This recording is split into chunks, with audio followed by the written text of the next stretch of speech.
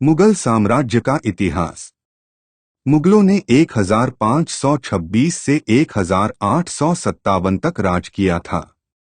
मुगल वंश की स्थापना 1526 में बाबर के द्वारा की गई थी। बाबर और उत्तरवर्ती मुगल शासक तुर्क एवं सुन्नी मुसलमान थे। बाबर का पिता चगताई तुर्क और माता मंगोल वंश से थी, लेकिन उसने अपनी आत्मकथा में स्वयं को अपनी मां के वंश से मानने पर जोर दिया है। इसलिए उसके द्वारा स्थापित वंश मुगल वंश कहलाया था। बाबर पितृपक्ष की ओर से तैमूर का 5वां वंशज तथा मातृपक्ष की ओर से चंगेज खां का 14वां वंशज था। बाबर ने मुगल वंश की स्थापना के साथ ही पद पादशाही की स्थापना की थी, जिसके तहत शासक को बादशाह कहा जाता था। पादशाह की उपाधि धारण करने वाला बाबर प्रथम मुगल शासक था। इस वंश ने भारत में लगभग 200 से 250 वर्षों तक शासन किया था। मुगल वंश का भारतीय इतिहास में बहुत महत्व है। बाबर ने 1526 में दिल्ली में मुगल साम्राज्य की स्थापना की थी और इस वंश का अंतिम शासक बहादुर शाह 1856 में दिल्ली के सिंहासन से अंग्रेजों के द्वारा हटाया गया था। इस प्रकार भारतवर्ष में किसी अन्य मुस्लिम राजवंश ने इतने अधिक दिनों तक स्वतंत्रतापूर्वक शासन नहीं किया जितने वर्षों तक मुगल राजवंश ने शासन किया था। नहीं केवल काल की दृष्टि से मुगल राजवंश का भारतीय इतिहास में महत्व है, बल्कि विस्तार की दृष्टि से भी बहुत बड़ा महत्व है। मुगल राजाओं ने न केवल संपूर्ण उत्तरी भारत पर अपना साम्राज्य स्थापित किया था, बल्कि दक्षिण भारत के भी एक बहुत बड़े भाग पर उन्होंने अपनी प्रभुत्व शक्ति स्थापित किया था। शांति तथा सुव्यवस्था, राजतंत्र, स्थापत्य कला और संस्कृति के दृष्टिकोण से भी मुगल राजवंश का भारतीय इतिहास में बहुत बड़ा महत्व है। इस वंश में 19 शासकों ने लगभग 250 सालों तक दिल्ली पर शासन किया था, जिनका कालक्रम इस प्रकार से है। बाबर 1526 से 1530। वह तैमूर के माध्यम से चंगेज खान का प्रत्यक्ष वंशज था और पानीपत की लड़ाई 1526 और खानवा की लड़ाई में अपनी जीत के बाद मुगल साम्राज्य का संस्थापक था। बाबर का पूरा नाम जहीरुद्दीन मोहम्मद बाबर था। इनका जन्म 14 फरवरी 1483 में हुआ था। इनकी जन्मभूमि अंदीजन फरगना राज्य की राजधानी उज़्बेकिस्तान थी। इनकी माता का नाम कुतलुग निगार था। इनके पुत्र थे हुमायूं, कामरान, अस्करी, हिंदाल। रचना थी बाबरनामा या तुजुक-ए बाबर। इनका राज्याभिषेक 8 जून 1494 को हुआ था।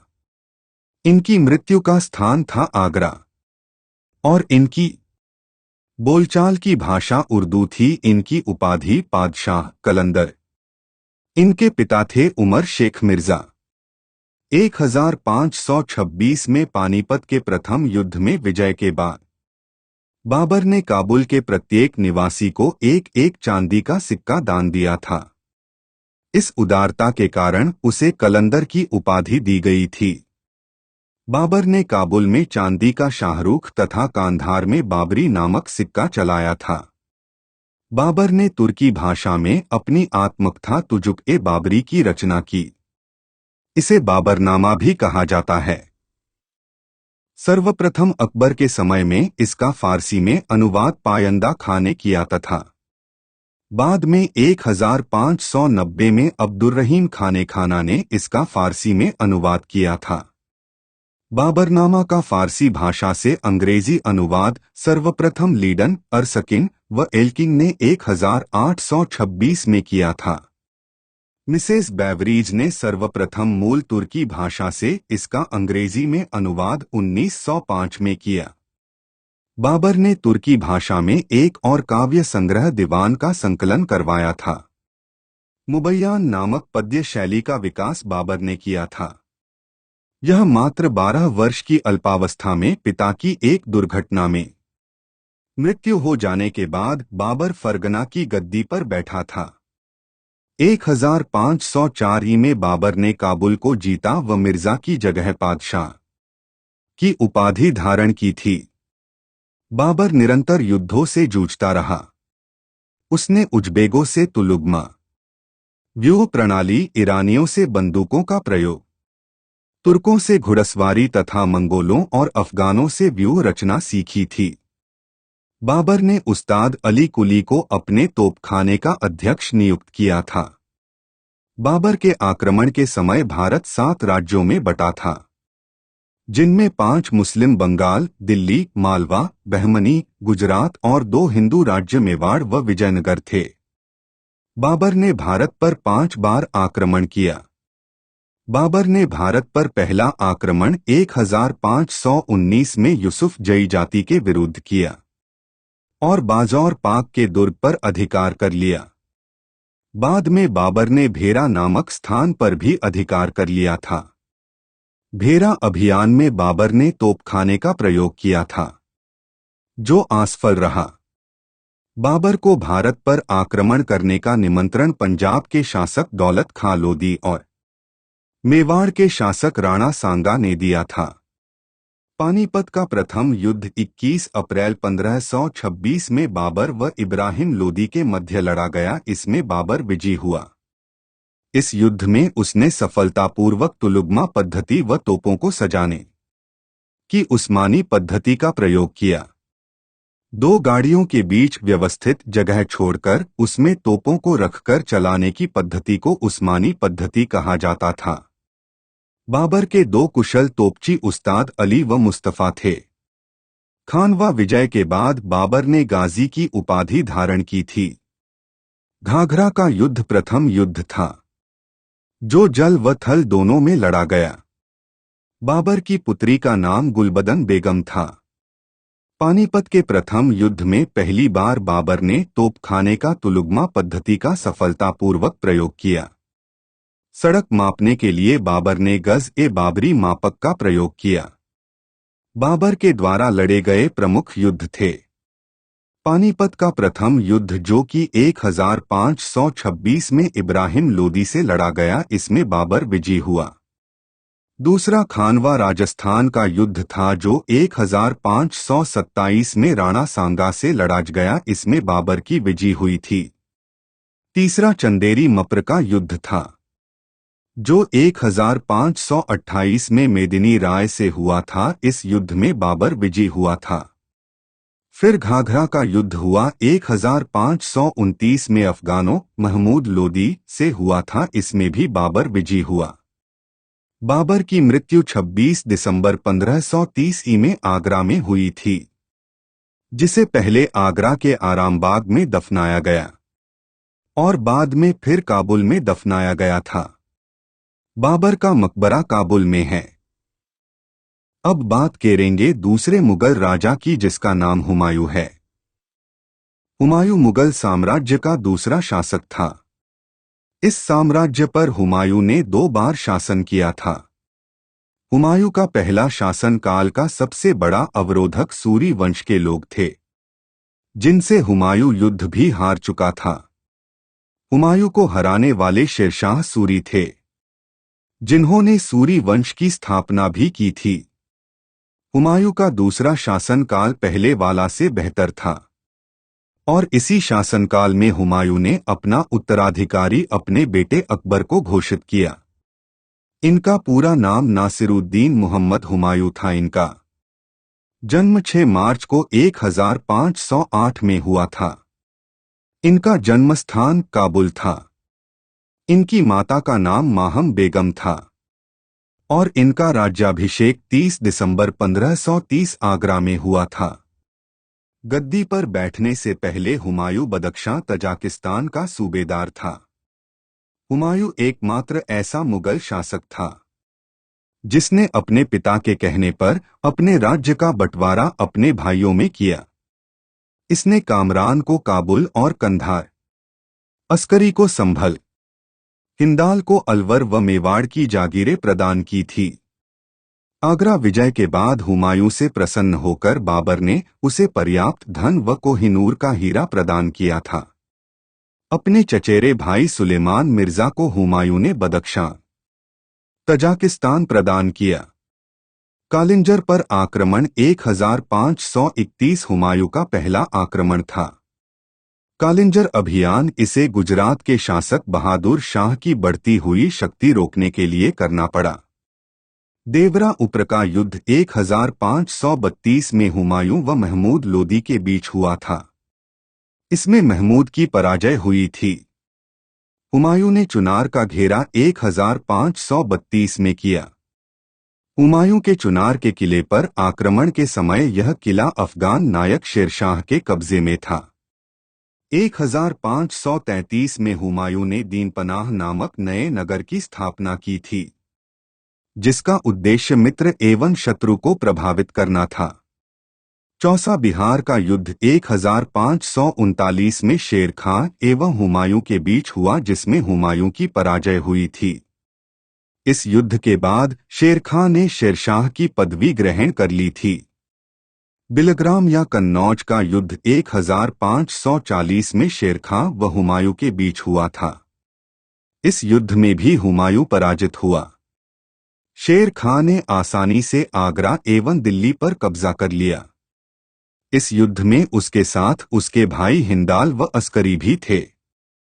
बिलग्राम युद्ध के बाद हुमायूं सिंध चला गया, जहां उसने 15 वर्षों तक घुमक्कड़ों की तरह जीवन व्यतीत किया था। निर्वासन के समय हुमायूं ने हिंदाल के आध्यात्मिक गुरु मीर बाबा दोस्त उर्फ मीर अली अकबर जामी की पुत्री हमीदा बानो बेगम से 1541 में शादी की, जिससे अकबर का जन्म हुआ। मच्छीवाड़ा का युद्ध हुमायूं एवं अफगानों के बीच 1555 में हुआ था। 1555 में हुमायूं ने पंजाब के सूरी शासक सिकंदर सूरी को सरहिंद के युद्ध में पराजित किया। वह दोबारा दिल्ली की गद्दी पर बैठा गया था। हुमायूं के पुस्तकालय का नाम सिरमंडल था।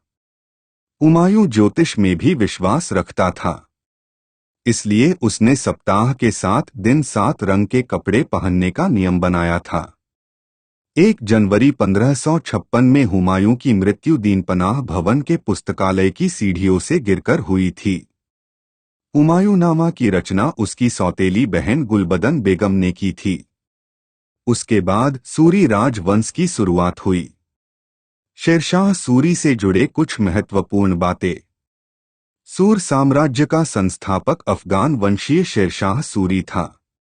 इनके पिता हसन खां जौनपुर राज्य के अंतर्गत सासाराम के जमींदार थे।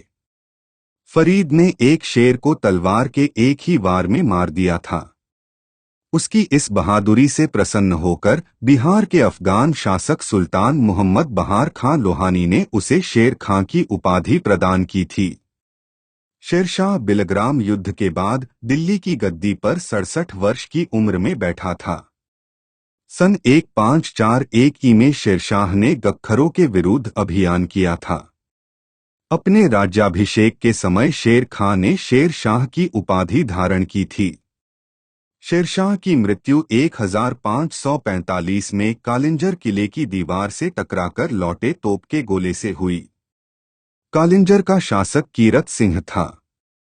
ग्रांड ट्रंक रोड का निर्माण शेरशाह ने करवाया था। शेरशाह ने 1541 में पाटलिपुत्र का नाम पटना रखा था।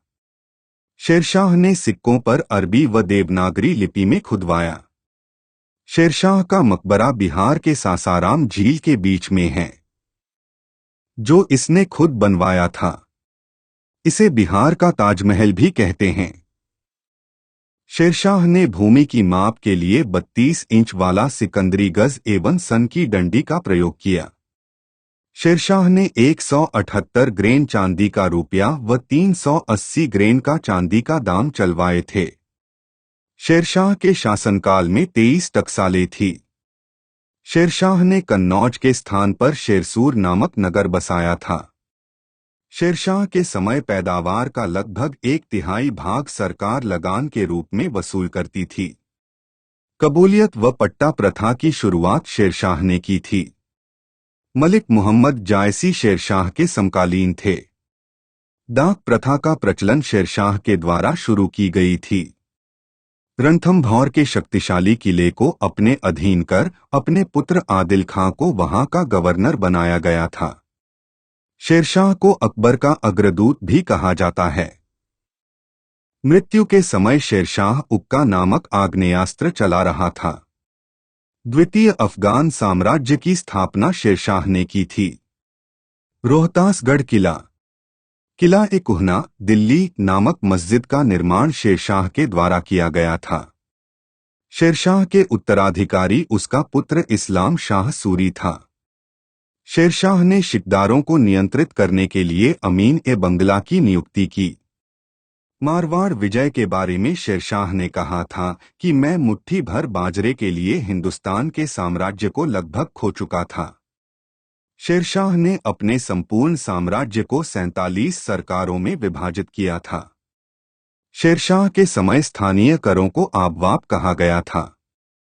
शेरशाह ने उत्पादन के आधार पर भूमि को अच्छी, मध्यम व खराब 3 श्रेणियों में बांटा था। शेरशाह ने हुमायूं द्वारा निर्मित दीनपनाह को तुड़वाकर उसके ध्वंसावशेषों पर पुराना किला का निर्माण करवाया था। किला-ए-कुहना दिल्ली मस्जिद का निर्माण शेरशाह सूरी ने करवाया था।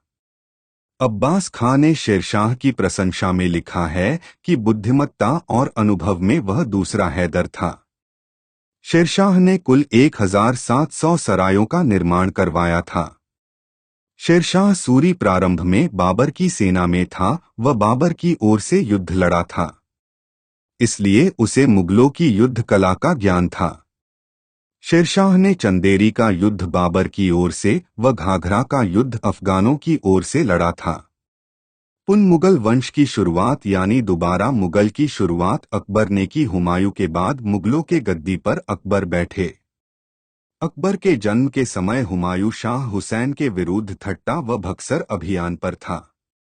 पुत्र जन्म का समाचार सुनते ही हुमायूं ने साथियों के साथ कस्तूरी बांटकर उत्सव मनाया था। हुमायूं और शाह हुसैन के बीच संधि हुई, जिसके बाद हुमायूं ने सिंध छोड़ने का वचन दिया।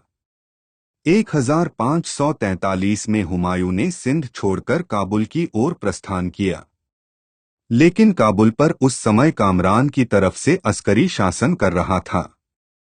कामरान ने हुमायूं को बंदी बनाने का आदेश दिया। हुमायूं को इसकी सूचना मिल गई थी। वह अपने शिशु अकबर को जीजी अनगा व माहम अनगा नामक 2 धायों के संरक्षण में छोड़कर हमीदा बानो बेगम के साथ ईरान की ओर प्रस्थान किया था। अस्करी ने अकबर के साथ अच्छा व्यवहार किया व उसकी देखरेख अपनी पत्नी सुल्तान बेगम को सौंपी। 1545 में हुमायूं ने कांधार पर आक्रमण किया। तब अस्करी ने अकबर को काबुल भेज दिया और जहां बाबर की बहन खाजनामा बेगम ने उसका पालन पोषण किया था। 1546 में अकबर हुमायूं से मिला था। अकबर की शिक्षा के लिए हुमायूं ने 2 शिक्षक पीर मोहम्मद तथा बैरम खां को नियुक्त किया था, लेकिन पढ़ाई पर उसका मन नहीं लगा था। अकबर को पहली बार 9 वर्ष की अवस्था में गजनी की सूबेदारी मिली थी। इसी समय उसके चाचा हिंदाल की पुत्री रुकैया बेगम के साथ उसका विवाह हुआ था। 1555 के सरहिंद युद्ध में भी अकबर ने हुमायूं का साथ दिया। उसकी प्रतिभा से हुमायूं प्रसन्न हुआ और उसे सरहिंद विजय का श्रेय दिया था। जब 1556 में हुमायूं की मृत्यु हुई, उस समय अकबर पंजाब में सिकंदर सूर के विरुद्ध युद्धरत था। अकबर को अपने पिता की मृत्यु का सूचना गुरदासपुर के कालानौर नामक स्थान पर प्राप्त हुई। इसी स्थान पर बैरम खां ने अकबर का राज्याभिषेक किया था। अकबर को मुगल वंश के सबसे शक्तिशाली बादशाहों में शुमार थे। अकबर का पूरा नाम अबुल फतह जलालुद्दीन मोहम्मद अकबर था।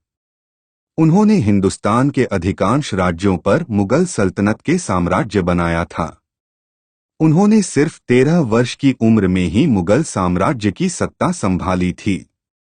बादशाह अकबर ने उत्तरी, पश्चिमी और पूर्वी राज्य खासकर पंजाब, दिल्ली, आगरा, राजपुताना, गुजरात, बंगाल, काबुल, बलूचिस्तान, कंधार व उत्तर प्रदेश के साथ अन्य प्रदेशों और राज्यों पर परचम लहराया था। अकबर का जन्म 15 अक्टूबर 1542 के दिन हुआ था। उसके बचपन का नाम अबुल फतेह जलाल उद दीन मोहम्मद अकबर था। 1556 में अकबर अपने पिता हुमायूं जो दिल्ली सल्तनत बादशाह का उत्तराधिकारी बना लिया था। 13 वर्ष की उम्र में बैरम खान को उसने शहंशाह घोषित किया था। क्योंकि उस समय अकबर एक किशोर था, इसलिए उसके बड़े होने तक बैरम खान ने उसकी जगह शासन किया था। अकबर को उसकी कई उपलब्धियों के कारण उसे द ग्रेट का उपनाम दिया गया था। मोहम्मद जलालुद्दीन अकबर के नाम से प्रसिद्धि पाने वाले मुगल शासक थे। उन्हें इतिहास में सबसे सफल मुगल शासक के रूप में जाना जाता है। यह एक ऐसा राजा बना जिसे दोनों संप्रदायों हिंदू और मुस्लिम को प्यार से स्वीकार किया, इसलिए इन्हें जिल एलाही के नाम से नवाजा गया। अकबर के शासन से ही हिंदू मुस्लिम संस्कृति में संगम हुआ, जो कि उस वक्त की नक्काशी से साफ जाहिर होता है।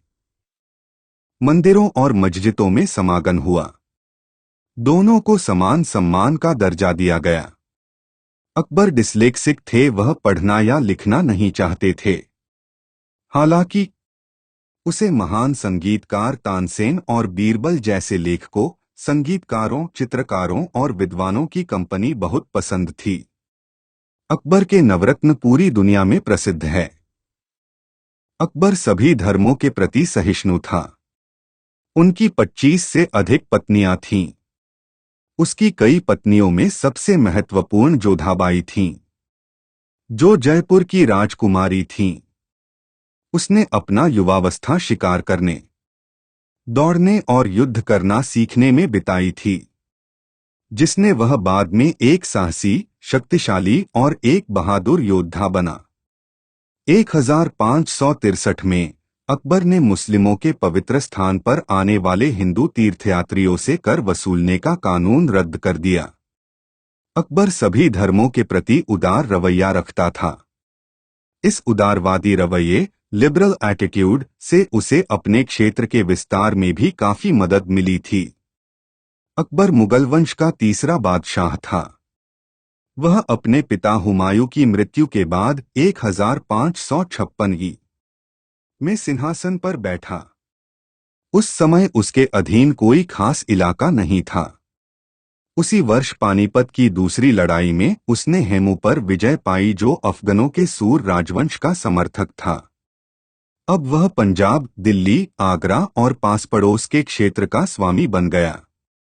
अगले 5 वर्षों में अकबर ने इस क्षेत्र में अपने राज्य को मजबूत बनाया और पूर्व में गंगा यमुना के संगम इलाहाबाद तक और मध्य भारत में ग्वालियर और राजस्थान में अजमेर तक अपना राज्य फैलाया। अगले 20 वर्षों में अकबर ने कश्मीर, सिंध और उड़ीसा को छोड़कर पूरे उत्तर भारत को जीत लिया। 1592 तक उसने इन तीनों राज्यों को भी अपने राज्य में मिला लिया। इसके पहले 1581 में उसने अपने छोटे भाई हकीम की बगावत का दमन किया, जिसने अपने को काबुल का स्वतंत्र सुल्तान घोषित कर दिया था। 10 वर्ष बाद अकबर ने कंधार जीत लिया और बलूचिस्तान पर कब्जा कर लिया। अकबर का साम्राज्य 15 सूबों में बंटा था।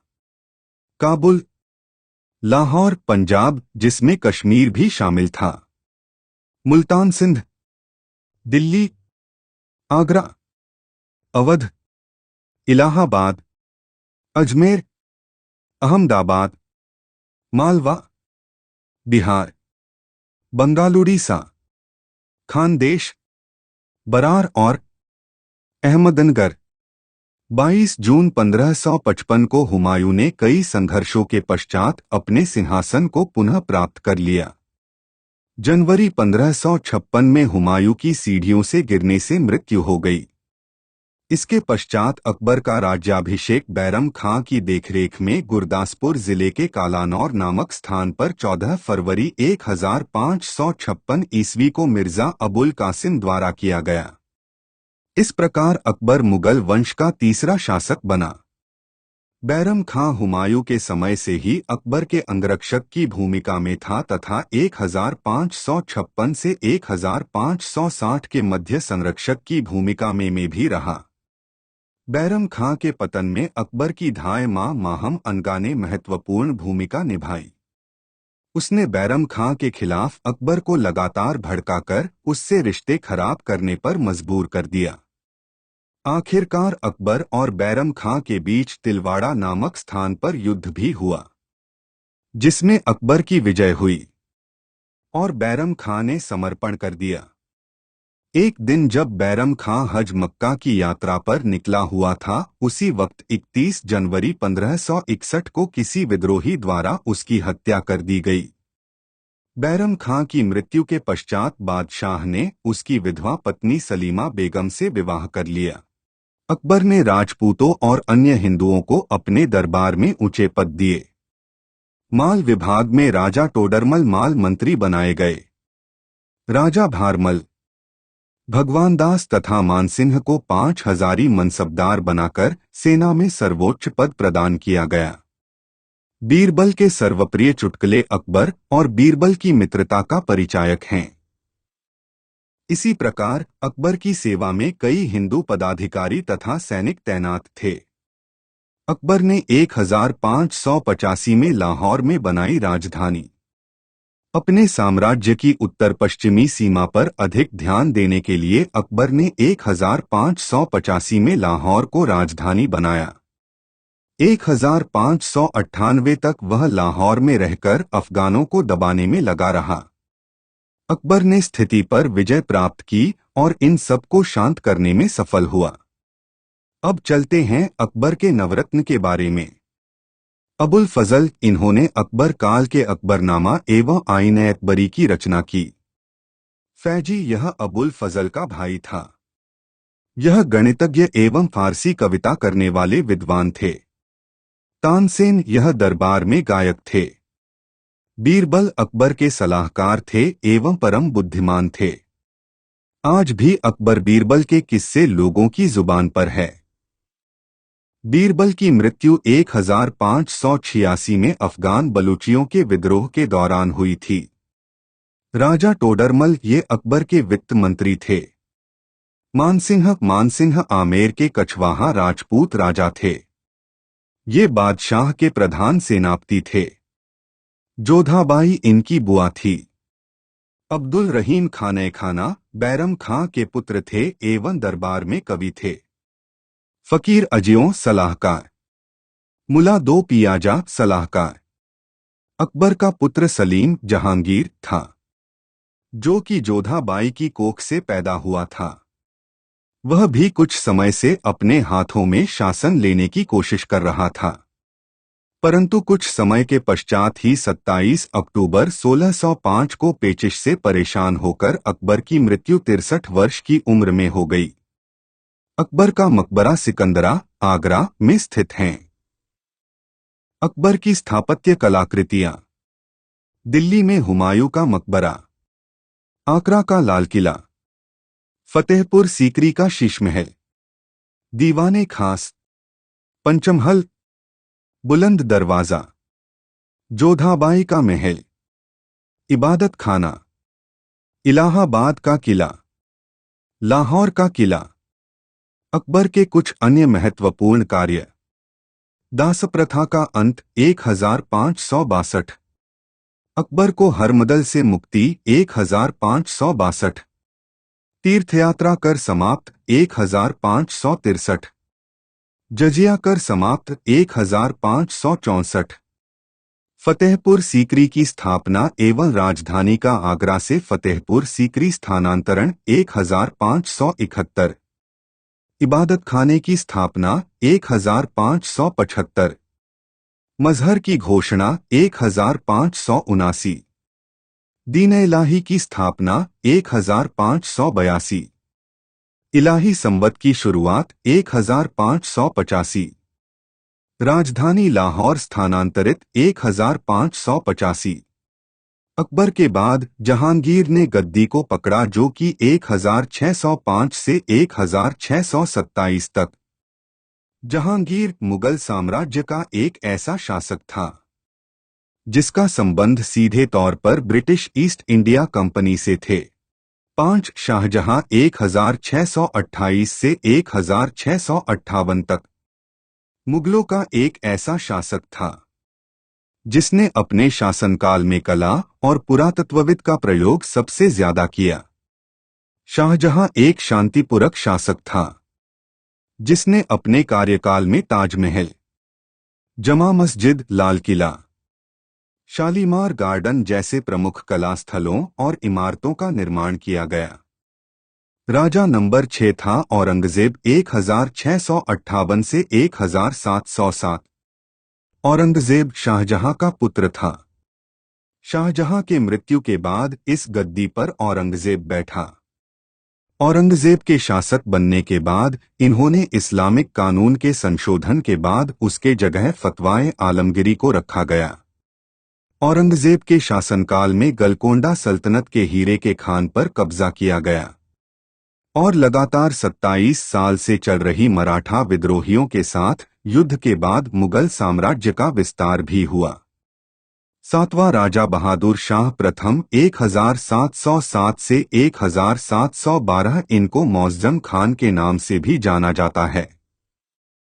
उनके शासनकाल के बाद से मुगलों का पतन होना शुरू हो गया क्योंकि इसके बाद से मुगल साम्राज्य में ऐसे शासक नहीं थे जिनके पास नेतृत्व और सही फैसले लेने की क्षमता हो। 8वां राजा था जहांदर शाह। यह मुगलों ने एक ऐसा शासक थे जिनकी लोकप्रियता शून्य थी और केवल नाम मात्र के शासन किए। 9वां राजा फर्रुखसियार। ये मुगल के एक ऐसे शासक थे जिन्हें सैयद बंधुओं के जोड़ तोड़ और उनके प्रभुत्व के कारण चिन्हित किया गया था।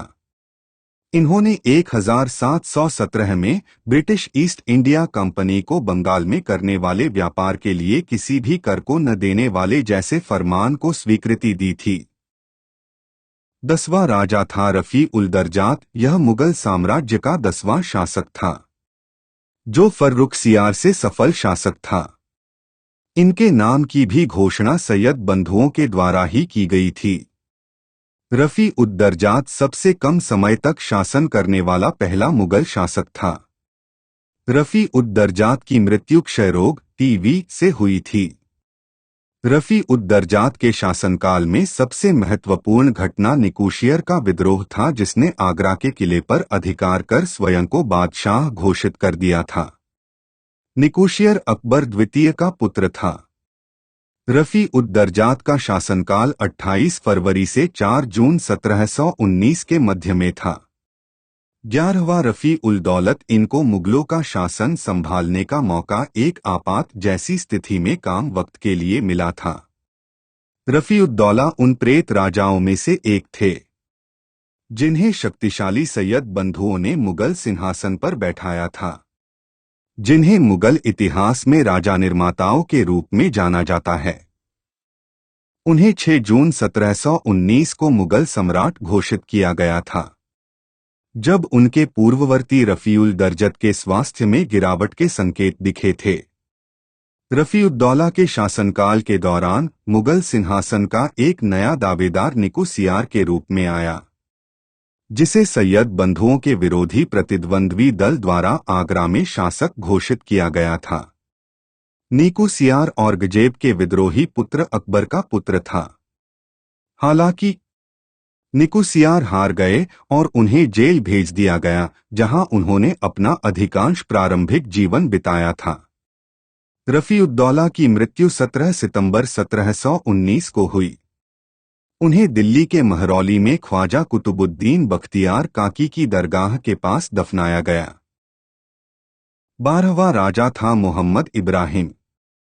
दौलत का भाई था जिसने सैयद बंधुओं के आदेश पर इनकी गद्दी पर अधिकार किया ताकि सम्राट मोहम्मद शाह को उनके पद से हटा सके।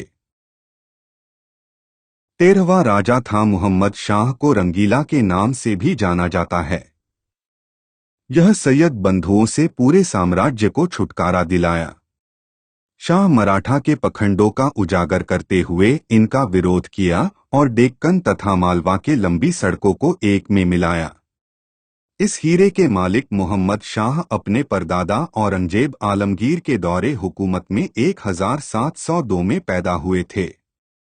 उनका पैदाइशी नाम तो रोशन अख्तर था, हालांकि 29 सितंबर 1719 को शाही इमाम सैयद ब्रादरान ने उन्हें सिर्फ 17 बरस की उम्र में सल्तनते तैमूरिया के तख्त पर बिठाने के बाद अबू अल्फताह नसीरुद्दीन रोशन अख्तर मोहम्मद शाह का खिताब दिया। खुद उनका तखल्लुस सदा रंगीला था। इतना लंबा नाम कौन याद रखता, इसलिए जनता ने दोनों को मिलाकर मोहम्मद शाह रंगीला कर दिया और वो आज तक हिंदुस्तान में इसी नाम से जाने जाते हैं। मोहम्मद शाह के जन्म के वक्त औरंगजेब आलमगीर ने हिंदुस्तान में एक खास किस्म का कट्टर इस्लाम लागू कर दिया था और उसका सबसे पहला निशाना वो कलाकार बने जिनके बारे में ये राय थी कि वो इस्लामी उसूलों का पालन नहीं करते। इसकी एक दिलचस्प मिसाल इतालवी यात्री निकोलो मनुची ने लिखी है। वो कहते हैं कि औरंगजेब के दौर में जब संगीत पर पाबंदी लगी तो गवैयों और संगीतकारों की रोजी रोटी बंद हो गई। आखिर तंग आकर 1000 कलाकारों ने जुमे के दिन दिल्ली की जामा मस्जिद से जुलूस निकाला और बाजों को जनाजों की शक्ल में लेकर रोते पीटते गुजरने लगे। औरंगजेब ने देखा तो पूछा, कोट, ये किसका जनाजा लिए जा रहे हैं जिसकी खातिर इस कद रोया पीटा जा रहा है? कोट। उन्होंने कहा, कोट, आपने संगीत का कत्ल कर दिया है, उसे दफनाने जा रहे हैं। कोट। औरंगजेब ने जवाब दिया, कोट, जरा घड़ी खोदना। कोट। भौतिकी का नियम है कि हर क्रिया की प्रतिक्रिया होती है।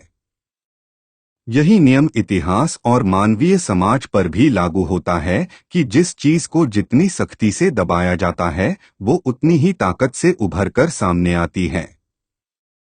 इसलिए औरंगजेब के बाद भी यही कुछ हुआ और मोहम्मद शाह के दौर में वो तमाम कलाएं अपनी पूरी ताकत के साथ सामने आ गईं जो उससे पहले दब गई थीं। 14वां राजा था अहमद शाह बहादुर। अहमद शाह मोहम्मद शाह का बेटा था। उसके मंत्री ही सफदरजंग के मुगल सिविल युद्ध के जिम्मेदार थे। उसे मराठा संघ के द्वारा सिकंदराबाद में हराया गया। बादशाह अहमद शाह ने मुगल साम्राज्य पर 1748 से 1754 तक शासन किया था। अहमद शाह का जन्म एक नर्तकी के गर्भ से हुआ था। मोहम्मद शाह रोशन अख्तर की मृत्यु के बाद उत्तराधिकारी के रूप में अहमद शाह गद्दी पर बैठा। उसने अवध के सूबेदार सफदरजंग को अपना वजीर या प्रधानमंत्री नियुक्त किया। राज्य का कामकाज हिजड़ों तथा औरतों के एक गिरोह के हाथों था, जिसकी मुखिया राजमाता उधमबाई थीं, जो मोहम्मद शाह के साथ विवाह करने से पहले लोगों के सामने नाचने गाने वाली एक लड़की थी। मुगल सम्राट अहमद शाह के काल में मुगल अर्थव्यवस्था पूरी तरह से छिन्न भिन्न हो गई। सेना को वेतन देने के लिए शाही सामानों की बिक्री करनी पड़ी। कई जगह वेतन न मिलने के कारण सेना ने विद्रोह कर दिया। 1748 में अहमद शाह अब्दाली ने अपने जीते हुए भारतीय प्रदेशों की सूबेदारी रुहेला सरदार नजीबुद्दौला को सौंप दी, जो मुगल साम्राज्य का मीरबख्शी था। दिल्ली षड्यंत्रों तथा विदेशी गुटों का अड्डा बन गई। उस समय दरबार का सबसे महत्वपूर्ण मंत्री अवध का नवाब वजीर सफदरजंग था। बादशाह से उसका तालमेल ठीक नहीं था। वह बादशाह की आज्ञा के बिना ही आदेश जारी कर देता था। बादशाह ने इसकी प्रतिक्रिया में जावेद खां के अधीन एक दरबारी दल बनाया, किंतु जावेद खां की हत्या कर दी गई। इसके बाद निजामुल मुल्क तथा सफदरजंग के बीच सत्ता के लिए संघर्ष हुआ। मराठा सरदार मल्हार राव के सहयोग से इमादुल मुल्क सफदरजंग को हटाकर मुगल साम्राज्य का वजीर बन गया। वजीर बनने के बाद इमादुल मुल्क ने गाजीउद्दीन को मुगल दरबार में बुलाया और यह प्रस्ताव प्रस्तुत किया कि कोट, इस बादशाह ने अपने शासन करने में अपनी अयोग्यता दिखाई है। वह मराठों का मुकाबला करने में अयोग्य है। वह अपने मित्रों के प्रति झूठा और अस्थिर है। इसे हटा दिया जाए और तैमूर के किसी योग्य सुपुत्र को गद्दी पर बैठाया जाए। कोर्ट यह प्रस्ताव पास हो गया। अहमद शाह को गद्दी से हटाकर उसे अंधा कर दिया गया और सलीमगढ़ की जेल में डाल दिया गया। 15वां राजा था आलमगीर द्वितीय। यह भी एक मुगल शासक था जिसे एक साजिश के तहत इमाद उल मुल्क और उसके मराठा सहयोगी सदाशिवराव भाऊ के द्वारा मार दिया गया था। जब आलमगीर द्वितीय के परदादा औरंगजेब की दक्कन में मृत्यु हुई तब वह 7 वर्ष के थे। उनके दादा बहादुर शाह प्रथम की मृत्यु और उसके बाद उत्तराधिकार की लड़ाई के बाद उनके पिता माजुद्दीन को नए मुगल सम्राट फर्रुखसियर ने हराया था। वजीर इमादुल मुल्क पर कब्जा करके अजीजुद्दीन को 1714 में कैद कर लिया गया और 1754 में मुक्त कर दिया गया। उन्होंने अजीजुद्दीन को एक नाजुक व्यक्ति के रूप में देखा जो उनके अधिकार का विरोध नहीं करेगा। परिणामस्वरूप 2 जून 1754 को वजीर ने अपनी सलाह पर अजीजुद्दीन को आलमगीर द्वितीय की उपाधि प्रदान की क्योंकि वह औरंगजेब की केंद्रीकृत रणनीति का अनुकरण करना चाहता था। अहमद शाह अब्दाली ने 1756 में भारत पर फिर से आक्रमण किया, दिल्ली पर कब्जा किया और मथुरा को लूटा। इमादुल मुल्क के साथ उनके गठबंधन के कारण मराठों की ताकत बढ़ी और उन्होंने पूरे उत्तरी भारत पर शासन किया। 16वां राजा था शाहजहां तृतीय। इनको मुगलों के गद्दी पर पानीपत के तृतीय युद्ध के बाद राजकुमार प्रिंस मिर्जा जवान बख्त के द्वारा बैठाया गया था। 17वां राजा था शाह आलम द्वितीय। इन्हें मुगलों के अंतिम प्रभावी सम्राट के रूप में देखा जाता है। इन्होंने ब्रिटिश ईस्ट इंडिया कंपनी के खिलाफ बक्सर के युद्ध में लड़ाई लड़ी। 1759 में राजगद्दी पर बैठने के साथ ही अली गौहर ने बादशाह होने पर आलम शाह द्वितीय का खिताब धारण किया। इतिहास में वह शाह आलम द्वितीय के नाम से प्रसिद्ध है। उसका राज्यकाल भारतीय इतिहास का एक संकटग्रस्त काल कहा जा सकता है। उसके पिता आलमगीर द्वितीय को उसके सत्तालोलुप और कुचकरी वजीर गाजी उद्दीन ने तख्त से उतार दिया था। वह नए बादशाह को भी अपनी मुट्ठी में रखना चाहता था। आलम शाह द्वितीय के गद्दी पर बैठने के 2 साल पहले प्लासी की लड़ाई में ईस्ट इंडिया कंपनी की विजय हो चुकी थी, जिसके फलस्वरूप बंगाल, बिहार और उड़ीसा पर उसका शासन हो गया था। उत्तर पश्चिम में अहमद शाह अब्दाली ने अपने हमले शुरू कर दिए थे। 1756 में उसने दिल्ली को लूटा और 1759 में मराठों को, जिन्होंने 1758 में पंजाब पर अधिकार कर लिया था, वहां से निकाल बाहर किया। दक्षिण में पेशवा बालाजी बाजीराव के नेतृत्व में मराठे मुगलों के स्थान पर अपना साम्राज्य स्थापित करने का प्रयास कर रहे थे। इस प्रकार से जिस समय शाह आलम द्वितीय गद्दी पर बैठा उस समय उसका अपना वजीर उसके खिलाफ दारी कर रहा था। पूर्व में ईस्ट इंडिया कंपनी की ताकत बढ़ रही थी तथा पंजाब में अहमद शाह अब्दाली ताक लगाए बैठा था। शाह आलम द्वितीय ने अपने तख्त के लिए अब्दाली को सबसे ज्यादा खतरनाक समझा, इसलिए उसने अब्दाली के पंजे से बचने के लिए मराठों को अपना संरक्षक बना लिया। लेकिन 1761 में पानीपत की तीसरी लड़ाई में अब्दाली ने मराठों को हरा दिया। उसने शाह आलम द्वितीय को दिल्ली के तख्त पर बने रहने दिया। यद्यपि बाद में उसकी इच्छा हुई कि वह उसे हटाकर स्वयं दिल्ली का तख्त हस्तगत कर ले, तथापि उसकी यह योजना पूरी नहीं हुई। किंतु अब्दाली की इस विफलता से बादशाह शाह आलम द्वितीय को कोई लाभ प्राप्त नहीं हुआ। 1764 में उसने अपनी शक्ति बढ़ाने का दूसरा प्रयास किया और बंगाल से अंग्रेजों को निकाल बाहर करने के लिए अवध के नवाब शुजाउद्दौला और बंगाल के भगोड़े नवाब मीर कासिम से संधि कर ली, परंतु अंग्रेजों ने बक्सर की लड़ाई 1764 में शाही सेना को हरा दिया और बादशाह शाह आलम द्वितीय ने ईस्ट इंडिया कंपनी से इलाहाबाद की संधि कर ली। इस संधि के द्वारा बादशाह को कोड़ा और इलाहाबाद के जिले अवध से मिल गए और बादशाह ने बंगाल, बिहार और उड़ीसा की दीवानी राजस्व वसूलने का अधिकार कंपनी को इस शर्त पर सौंप दी, वह उसे 26 लाख रुपए सालाना खिराज देगी। लेकिन शाह आलम को यह लाभ थोड़े समय तक ही मिला। दूसरे मराठा युद्ध में ईस्ट इंडिया कंपनी की फौजों ने जनरल सेक के नेतृत्व में महादजी शिंदे की सेना को दिल्ली के निकट पराजित किया। इसके बाद शाह आलम द्वितीय और उसकी राजधानी दिल्ली दोनों पर ईस्ट इंडिया कंपनी का नियंत्रण स्थापित हो गया। बादशाह अब बूढ़ा हो चला था और अंधा भी हो गया था। वह पूर्णतया निसहाय था। वह ईस्ट इंडिया कंपनी की पेंशन पर जीवन यापन कर रहा था। अंत में 1806 में उसकी मृत्यु हो गई। 18वां राजा था अकबर शाह द्वितीय। British east India company Shah से मिलकर कार्य करती थी और उनके लिए सुरक्षा व्यवस्था का भी इंतजाम किया गया था। अकबर द्वितीय भी अकबर शाह द्वितीय के रूप में जाना जाता है, भारत के अंत से पहले मुगल बादशाह था। उन्होंने 1806 से 1837 तक शासन किया।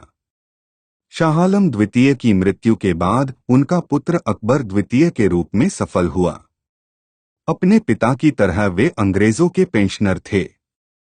वह दिल्ली के लाल किले में शाही प्रतिष्ठान के प्रमुख थे और केवल शिष्टाचार से शाही खिताब का आनंद लेते थे। अकबर द्वितीय ने ईस्ट इंडिया कंपनी द्वारा अपने उपचार के खिलाफ अपील करने के लिए बंगाल के सुधारक राम मोहन रॉय को नियुक्त किया। राम मोहन रॉय ने इंग्लैंड का दौरा किया। मुगलों के दूत के रूप में सेंट कामेश के दरबार में पहुंचे। अकबर द्वितीय ने राम मोहन रॉय को कोट राजा कोट की उपाधि दी। राम मोहन राय ने मुगल शासक की ओर से एक अच्छी तरह से तर्क दिया स्मारक प्रस्तुत किया, लेकिन कोई फायदा नहीं हुआ।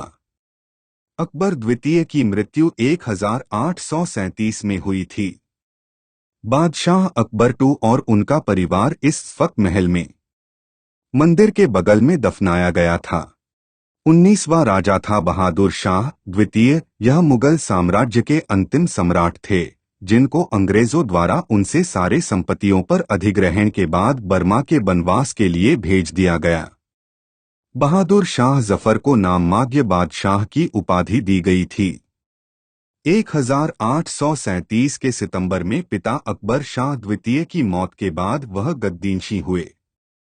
1857 में ब्रिटिशों ने तकरीबन पूरे भारत पर कब्जा जमा लिया था। ब्रिटिशों के आक्रमण से तिलमिलाए विद्रोही सैनिक और राजा महाराजाओं को एक केंद्रीय नेतृत्व की जरूरत थी जो उन्हें बहादुर शाह जफर में दिखा।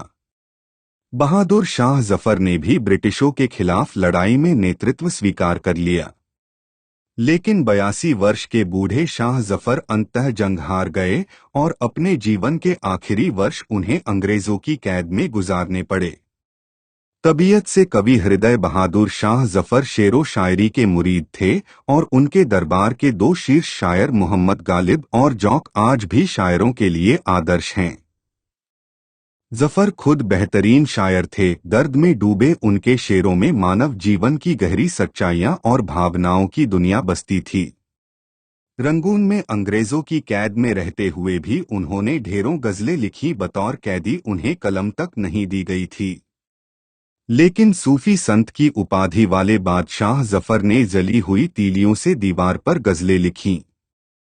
बर्मा में अंग्रेजों की कैद में ही 7 नवंबर 1862 को सुबह बहादुर शाह जफर की मौत हो गई। उन्हें उसी दिन जेल के पास ही श्वेडागोन पैगोडा के नजदीक दफना दिया गया। इतना ही नहीं, उनकी कब्र के चारों ओर बांस की बाड़ लगा दी गई और कब्र को पत्तों से ढक दिया गया।